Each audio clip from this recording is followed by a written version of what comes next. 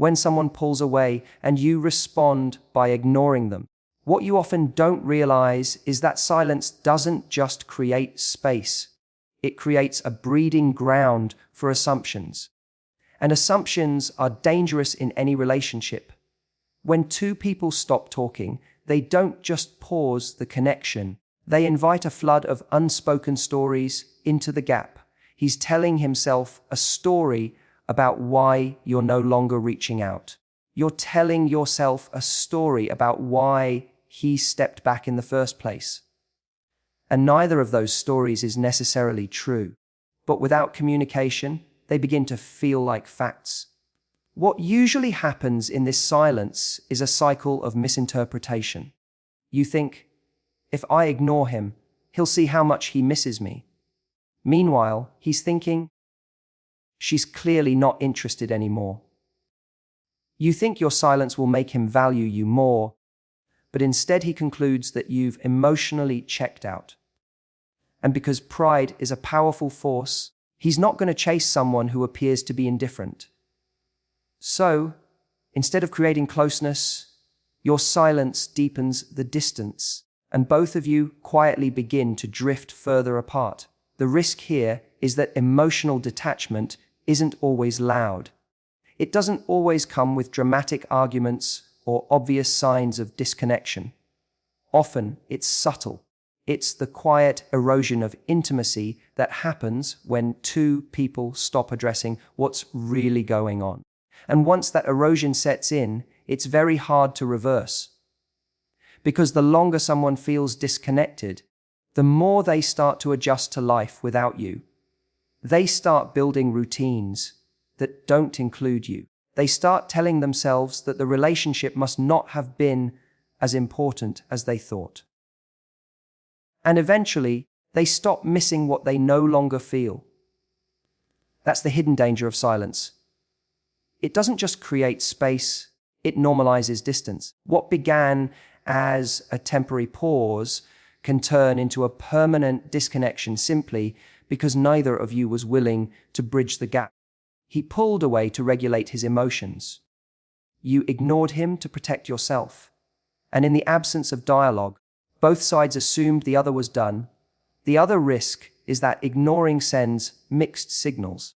Imagine for a moment that he does try to come back after a few days or weeks of distance.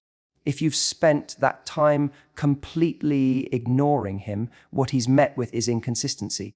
He experiences a version of you that's warm and connected when things are good, but cold and absent the moment there's conflict. That doesn't create safety. That doesn't create trust.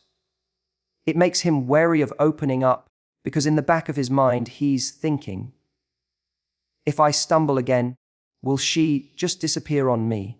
And people don't build lasting bonds with those they can't trust to handle difficult moments.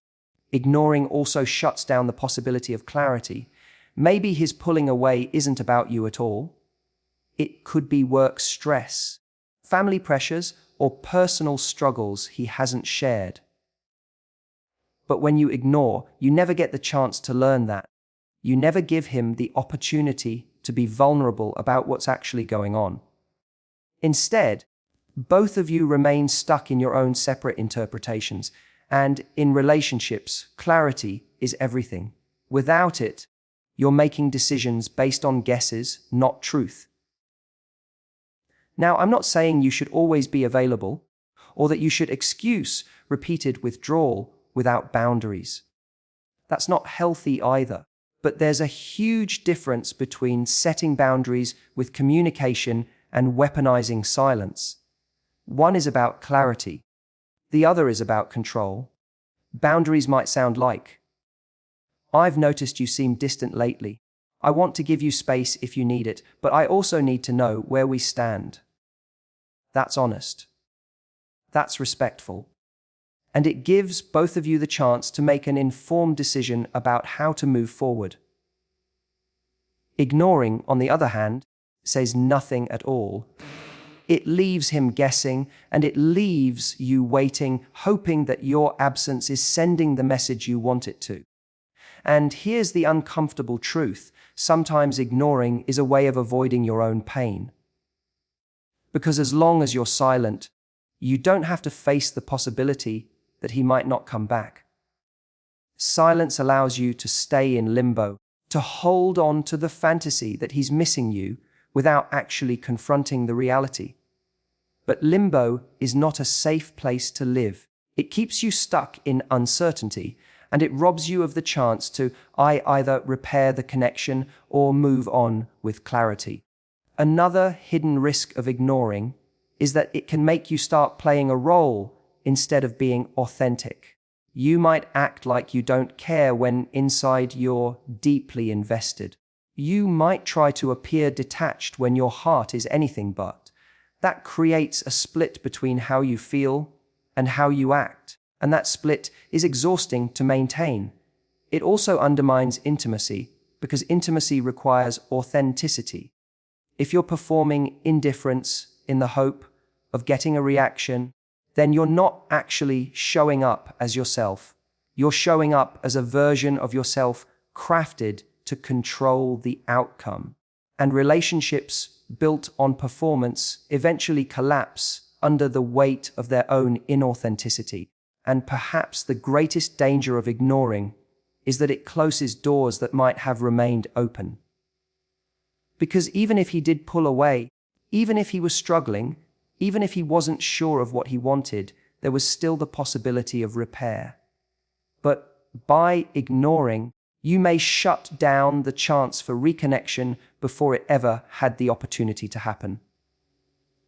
You're essentially saying, I'm not willing to have the uncomfortable conversation. I'd rather play the game of silence. And that choice often ensures the very outcome you were trying to avoid: permanent disconnection. So when you find yourself tempted to ignore, remember this: silence doesn't solve problems, it multiplies them. It doesn't heal wounds, it deepens them. And it doesn't bring people closer, it teaches them how to live apart. That's the hidden risk of silence. It can end a relationship not with a bang, but with a quiet, almost invisible unraveling. So if ignoring a man who pulls away only deepens the distance and creates more confusion, the question becomes, what is the better response?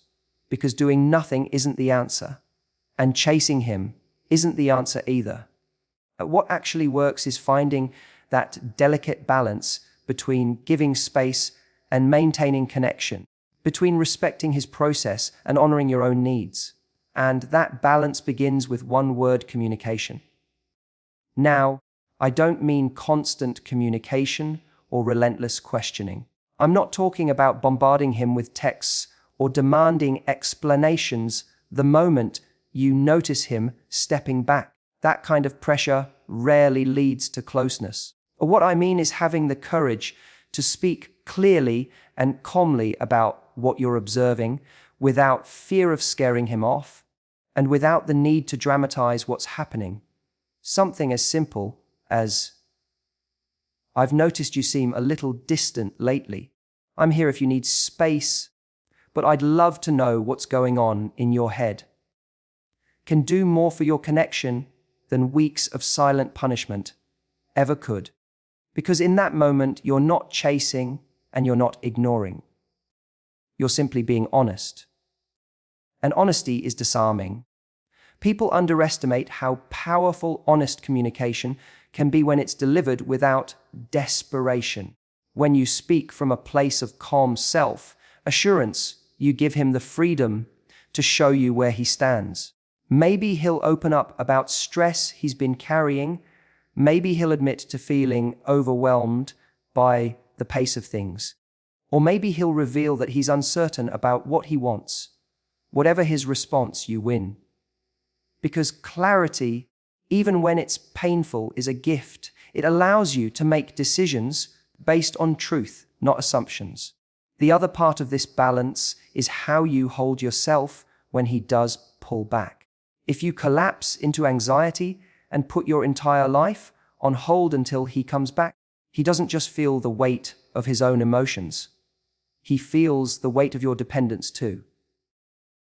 That creates pressure, and pressure is rarely attractive. But if he sees that you can allow him space while still living your own life, spending time with friends, pursuing your passions, staying engaged with the things that light you up, he feels something very different. He sees a woman who can be close without being consumed. That's magnetic. Because here's the truth. Men aren't drawn back by the fear of losing you. They're drawn back by the reminder of what makes you so compelling in the first place. And what makes you compelling isn't silence or indifference. It's your energy, your joy, your groundedness, your ability to care deeply without losing yourself. When he sees that you can let him breathe without punishing him, it creates safety. Safety that says, you can be human around me. You can have moments where you need to figure yourself out. And I won't vanish, and I won't cling. I'll still be here, strong in who I am. That kind of presence is what invites him back willingly, not reluctantly. Now, there's another side to this, and it's just as important. Balance doesn't mean tolerating endless cycles of withdrawal. It doesn't mean you keep waiting around while he disappears every time things get real. It means you set boundaries with compassion. You can give space in the short term, but you also get to be clear about your long-term needs. For example, you might say, I understand that sometimes you need space, but if pulling away becomes a pattern, or I need to know if this relationship can actually give me the consistency I'm looking for. That's not an ultimatum, it's a standard. And standards aren't about controlling him, they're about protecting you. Boundaries like this don't push him away. They do the opposite. They give him the chance to rise to the level of the relationship you deserve. If he can't, then you've saved yourself from pouring energy into someone who isn't capable of giving you what you need. And if he can, then he learns to meet you with greater respect, because he sees that you're not willing to compromise your self-worth just to keep him around. Another part of a better response is recognizing that connection doesn't have to mean constant contact. Sometimes maintaining warmth is as simple as a light-hearted message or a supportive gesture without expectation. You're not clinging, you're not crowding, you're not vanishing. You're showing that you're still there, still invested, still open. That kind of energy isn't heavy, it's inviting. It communicates. I'm not here to pressure you, but I'm also not here to play games. I value connection, and I'm not afraid to show it. What ignoring does is shut the door. What balance does is leave the door open without standing in the doorway, blocking his view. He has the freedom to walk back through, but he also sees that your life is rich and full whether he does or doesn't. That's the combination that creates desire and respect. And here's the beautiful paradox. When you stop trying to control the outcome, when you stop using silence as a strategy or chasing as a remedy, you actually gain more influence. Because influence in relationships doesn't come from manipulation, it comes from the energy you project. When your energy says, I am whole, I am grounded, I am open, and I don't need to play games, you attract not just his attention but his respect. And respect is what sustains attraction over the long haul. So the better response isn't about ignoring him into submission, and it isn't about chasing him into closeness. It's about embodying the balance of space and connection, of honesty and boundaries, of openness and self-respect. It's about showing him that you can handle the ebb and flow of intimacy without losing your sense of self. Because ultimately, that's what creates the conditions for love to thrive. And that's why the strongest move you can make when a man pulls away is not to ignore him, but to hold the balance that keeps the door open while keeping your power intact. When a man pulls away, it can feel like someone has suddenly pulled the rug from under your feet. One moment, everything seems to be flowing. The connection feels alive. The conversations are full of energy, and the closeness makes you believe that you're moving towards something deeper. Then suddenly, without much warning, his energy shifts. He's slower to respond, less engaged, less present. And you're left wondering what just happened. It's in this moment that panic often sets in. The mind races, searching for answers, blaming yourself, or replaying every interaction to figure out what you might have done wrong. But here's the truth you need to hear. When a man pulls away, more often than not, it's not about you. It's about what's going on inside him.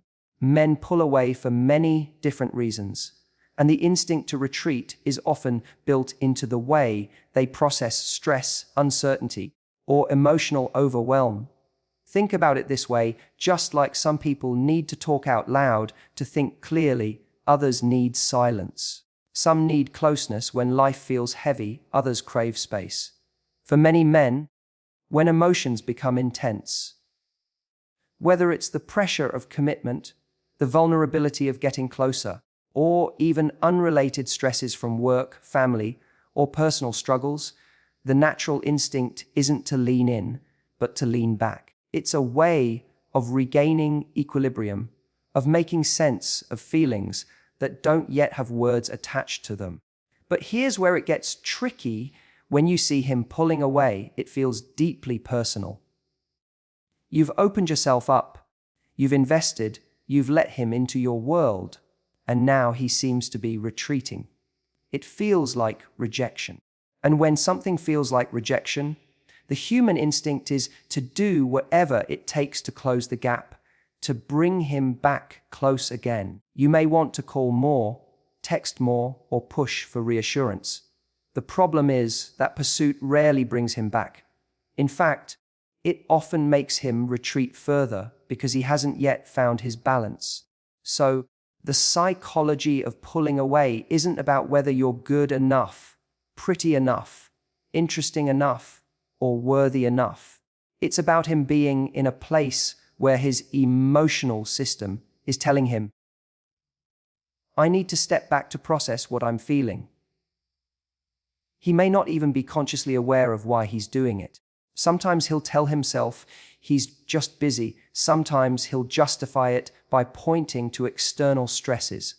But underneath, there's often a vulnerability he doesn't yet know how to handle. Now, if you understand this, it changes the way you respond. Instead of spiraling into self-doubt or trying to fix what isn't actually broken, you can see his behavior for what it is, a coping mechanism. And this is where a lot of people get it wrong. They interpret his pulling away as a verdict on the relationship, rather than a phase of emotional adjustment. The irony is, when you chase in that moment, it often confirms his fear that closeness equals pressure, and the very thing you want, his return, slips further out of reach. But here's another important layer. Not all pulling away is the same. Sometimes it really is about emotional processing. Other times, it can be a sign of ambivalence, of not being ready to meet you at the level of connection you're seeking. The skill is in learning to distinguish between the two. If his pulling away is temporary, connected to stress or overwhelm, he'll naturally return when given the space to reset. If it's consistent and repeated, it might point to a deeper incompatibility in what he's ready for versus what you need. That's why it's so important to take a step back and not immediately make his pulling away mean something about your worth. Because the moment you tie your self-esteem to his closeness, you give away your power. Instead, see his retreat as information. It's telling you something about where he is emotionally, not about your value as a partner. Imagine it like this. You're both on a dance floor. Sometimes he takes a step back, not to abandon the dance, but to find the rhythm again. If you lunge forward in panic, you both lose the rhythm. If you stay grounded in your own energy, you create the space for him to find his way back. Now, I'm not saying this is easy. When someone you care about pulls away, it triggers some of our deepest insecurities. It can bring up abandonment fears, feelings of not being enough, or even memories of past disappointments. But part of emotional maturity in relationships is recognizing that your partner's behavior isn't always about you. It's about their internal battles, their coping styles, their capacity to process what intimacy stirs up inside them.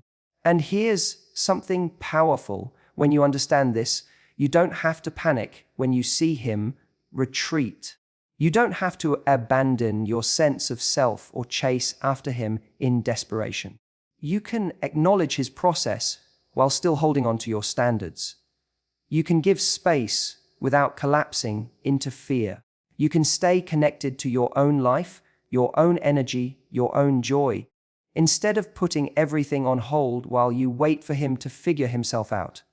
This perspective does two things. It protects your self-worth, and it allows the relationship to breathe. Because what truly draws a man back isn't you ignoring him or you chasing him. It's the energy he feels when he realizes you're still grounded, still fulfilled, still living your life, regardless of whether he's 2 steps closer or 2 steps away. That's attractive. That's magnetic. That tells him you're not depending on his presence to validate your existence. So the psychology of pulling away is less about rejection and more about regulation. It's a moment where he's trying to regulate his emotions, his fears, his uncertainties. And your power lies in recognizing it for what it is, rather than making it a story about you not being enough. And the moment you internalize this, something shifts. You stop reacting with fear, and you start responding with clarity. You stop asking, "What's wrong with me?" And you start asking, "What's actually happening here?" That shift in perspective is what keeps you from spiraling. And it's what positions you as someone who doesn't just react to another person's withdrawal, but who chooses how to respond with strength, compassion, and self-respect. And that is the first step to changing the entire dynamic. When you hear people talk about ignoring a man after he's pulled away, it almost sounds like a strategy, doesn't it? The logic goes something like this. If he wants space, I'll give him space, but I'll do it in a way that makes him miss me. I won't text, I won't call, I won't reach out. And eventually he'll realize what he lost, and he'll come running back. On the surface, it can sound clever, even empowering. But the reality of what ignoring actually does is very different. When you choose to ignore someone you care about, you're not just giving space, you're sending a message. And that message isn't always interpreted the way you hope. What you intend as strength, he might interpret as rejection. What you think will make him curious about you again might make him assume you've checked out entirely. Silence is powerful, but the danger of silence is that it's ambiguous. And when someone has already pulled away, ambiguity doesn't draw them closer. It often gives them permission to keep drifting. Think about what's really happening in his world at that point. He's already in a state where, for whatever reason, he's stepped back. Maybe he's stressed. Maybe he's overwhelmed by the pace of the connection. Maybe he's trying to figure out what he feels. When you respond to that by ignoring him, you're adding another layer to the distance. Now, instead of just dealing with his own internal confusion, he's dealing with the assumption that you've lost interest too. He's not likely to interpret your silence as, "She's so confident, she's giving me room." More often, it lands as, "She's done." And here's the real danger. When someone feels rejected, their pride gets involved. Even if he did want to come back, He may now hesitate because he doesn't want to risk looking foolish. He doesn't want to chase after someone who seems to have moved on. Your silence, instead of drawing him closer, can actually reinforce the wall between you. Now, some people hear this and think, so what? You're saying I should chase him? I should flood him with attention when he pulls away. No, that's not what I'm saying either. Because chasing has its own problems. It feels suffocating, it removes his chance to choose you freely, and it often comes from a place of fear. But ignoring him isn't the opposite of chasing. Ignoring is just another extreme, and extremes rarely create the healthy dynamic you want. What works far better than ignoring is striking a balance between giving space and staying present. That means you don't flood him with messages, but you also don't shut the door. You don't pressure him, but you don't punish him with silence either. Instead, you allow him the breathing room he seems to need, or while maintaining a level of warmth that reminds him you're still there. It's a small gesture, like a simple "hope you're doing okay" text or a playful check in that doesn't demand a response but makes your energy felt. It's light, it's low pressure, and it communicates something very importantly. You're not needy, but you're also not resentful. Ignoring, on the other hand, communicates resentment. It says, if you pull away, I'll pull away too. If you withdraw, I'll punish you by withdrawing harder. That creates a standoff, and standoffs don't build intimacy, they destroy it. Relationships grow when someone feels safe enough to come back, not when they feel like they have to break through a wall of punishment just to reconnect. There's another piece to this too. Or when you ignore someone, you're not just sending a message to them, you're also sending a message to yourself. You're telling yourself, the only way I can handle this situation is to disappear. And what does that do to your confidence?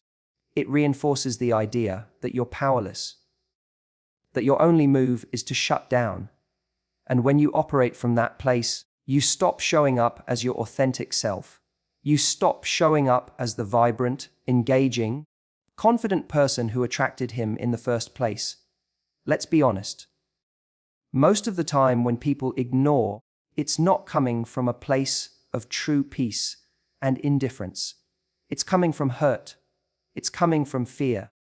It's coming from a place of trying to control the situation by pulling away harder. But when your actions are motivated by fear or control, they rarely get you the outcome you want.